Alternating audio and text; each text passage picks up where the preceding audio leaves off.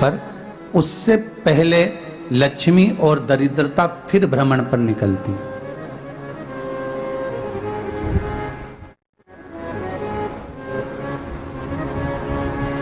शिव भ्रमण कर कर जब वापिस आ जाते हैं, हिंदू धर्म में पीपल के वृक्ष की जो गणना वराह पुराण में करी गई है, 4 बजे से 7 बजे तक शिव के भ्रमण का समय बताया है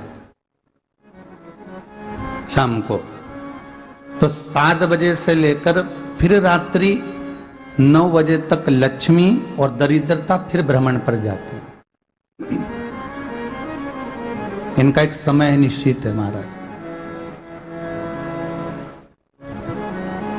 भ्रमण कर कर आ जाना।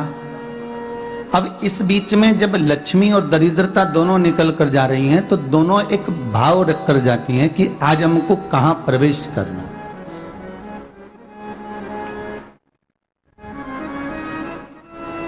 आज हमें किस जगह पर प्रवेश करना है, आज हमें कहां पहुंचना है, आज हमें किस जगह जाना है। और जिस नगर में जिस मार्ग से लक्ष्मी और दरिद्रता निकल कर जाती है, ये दोनों का जब निकलना होता है, इनको स्थान दिया गया जहां पर स्वच्छता हो, घर के दरवाजे पर रंगोली डली हुई हो, द्वार पर जल छीटा गया हो। महाराज, उस द्वार पर लक्ष्मी प्रवेश करती है तो दरिद्रता भी जाने लगती है अंदर। जब दरिद्रता अंदर जाने लगती है तो लक्ष्मी उसको रोक देती है, पहले मैं देखकर आती हूं कि तेरे लिए स्थान है कि नहीं है, तू यहां रुक।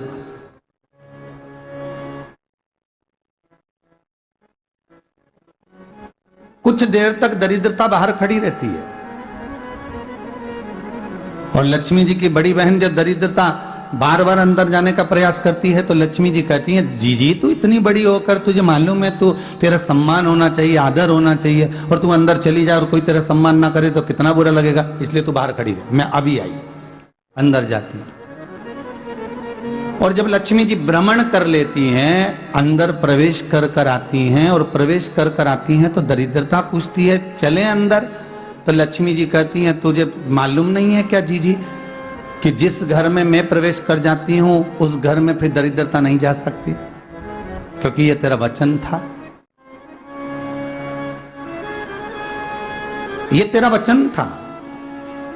अपन दोनों का जब मंगल विवाह हुआ था, मेरा विवाह जब नारायण के साथ में हुआ और तुम्हारा विवाह जब दुस्साह मुनि के साथ हुआ, दरिद्रता का विवाह दुस्साह मुनि के साथ हुआ। जब अपना दोनों का विवाह हुआ था तो अपन दोनों ने एक वादा करा था कि जिस घर में लक्ष्मी प्रवेश कर जाएगी उस दिन फिर दरिद्रता नहीं जाएगी, और जिस घर में दरिद्रता प्रवेश कर जाएगी उस घर में फिर लक्ष्मी नहीं जाएगी। अब जब मैं अंदर देख कर आ गई हूं तो तू अंदर नहीं जा सकती, अर्थात लक्ष्मी के चरण जिस घर में पड़ गए उस घर में फिर दरिद्रता प्रवेश नहीं कर रही। चलते चलते फिर दरिद्रता ने देखा और लक्ष्मी जी इसको लेकर गई, और लक्ष्मी जी ने देखा कि इसके दरवाजे पर जल नहीं छीटा गया, इसके दरवाजे पर ना रंगोली डली है, इसका द्वार साफ नहीं हुआ है, इसके द्वार पर दीप नहीं है, इसके द्वार पर कलश नहीं है, इसके दरवाजे पर ढेर सारा कचरा पड़ा हुआ है, कोई स्वान कोई कुत्ता गंदगी भी कर कर चला गया है, कहीं बिल्ली ने गंदगी कर रखी है, कहीं जीवों ने कुछ गंदा गिरा रखा है। तो फिर लक्ष्मी जी कहती है, जीजी अब मैं होकर आ गई थी ना, अब तू जा, तू होकर आ। और दरिद्रता प्रवेश करती है तो अंदर जाकर क्या देखती है दरिद्रता कि इतनी सवेरे से मैं घूमने इनके दरवाजे पर आई और ये तो सब चादर तान के चकाचक गुर्राटा भर भर कर सो रहे हैं। तो दरिद्रता कह देती है, तुम्हारा भाग्य ही बेकार है, तो मैं क्या करूं, तुम ऐसे ही सोते रहो। और दरिद्रता गुस्से में बाहर निकल कर आती है, लक्ष्मी से कहती है, लक्ष्मी तू इसके घर में जाना ही मत ही। तो दरिद्रता को कहती है, जीजी तेरी बात नहीं मानूंगी क्या मैं? लक्ष्मी जी बोली, मैं तेरी बात नहीं मानूंगी, बिल्कुल नहीं जाऊंगी इसके घर में, तू चिंता मत कर, चल आगे चले। फिर आगे बढ़े। ये लक्ष्मी और दरिद्रता का प्रवेश है। आपके घर का द्वार, आपके घर का दरवाजा, फिर निवेदन करूंगा एक बहुत सुंदर बात, हमें महाराष्ट्र से सीखना चाहिए, हमें साउथ से सीखना चाहिए, दक्षिण से। जिस समय पर भक्ति देवी यमुना जी के घाट पर रो रही थी अपने पुत्र ज्ञान और वैराग्य को गोदी में लेकर, समय देवऋषि नारद ने प्रश्न किया था कि तुम कहां पर पोषित हुई हो, तुम्हें ऊर्जा कहां से प्राप्त हुई? तो कहा मैं गुजरात से तो चली हूं। और वहां से चलती चलती भक्ति देवी कहती है मैं बहुत दुखी होकर, बूढ़ी होकर, द्रवित होकर, बड़ी दुख में वहां से चलते चलते जब मैं महाराष्ट्र में पहुंची तो मैंने वहां जाकर देखा कि वहां पर लोग हर पल हर घड़ी ब्रह्म मुहूर्त में उठकर स्मरण करते हैं, नाम जाप करते हैं और दरवाजे पर जल छीट कर रंगोली डालते हैं। तो कह रही है कि वहां पर मैं थोड़ी अवस्थावान होने लगी, वहां मुझे अच्छा लगने लगा।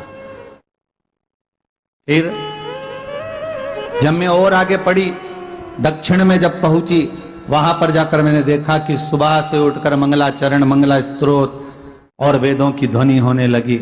वहां पर मैं और आनंदित हो गई। हमें कुछ चीजें महाराष्ट्र से सीखना चाहिए कि वहां रहने वाले जो भगत हैं, वारकरी संप्रदाय के जो भक्त होते हैं, वैष्णव जो धर्म के भक्त होते हैं, उनका नियम है सवेरे के समय घर में पानी है कि नहीं है, पर जब भी वो घर का दरवाजे के बाहर थोड़ा ना थोड़ा पानी तो छींट ही देते हैं। और छींटने के बाद फिर वहां पर अपने यहाँ तो दिवाली पे रंगोली बनती है जी, और वहां पर रोज की रंगोली बन जाती है कि कभी हो सकता है परमात्मा राह भूल कर हमारे घर में प्रवेश कर जाए, इसलिए वहां प्रतिदिन की रंगोली, प्रतिदिन।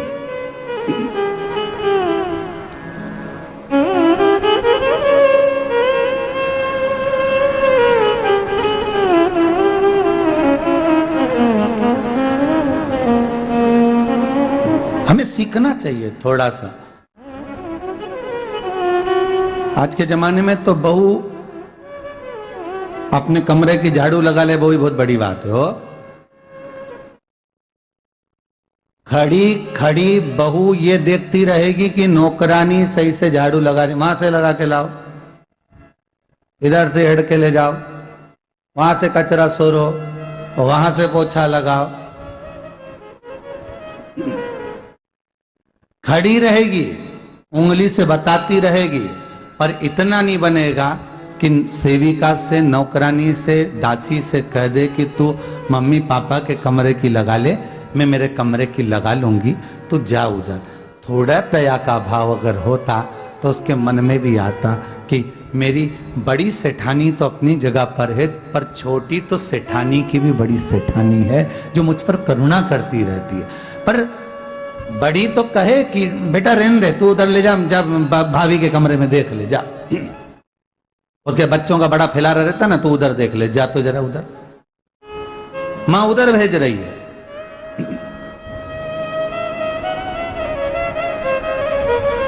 थोड़ा सेवा का भाव हमारे भीतर हो। और एक निवेदन तो हमेशा करा है और अब आज भी करता हूं, पूरे घर की सफाई करवाओ, पूरे घर में तुम पोछा झाड़ू जो चाहे करवाओ, मना नहीं है, पर एक निवेदन है, रसोई घर के अंदर बहू और बेटी ही जाकर भोजन बनाए तो अन्नपूर्णा सदा कृपा करती है महाराज। बहू और बेटी ही।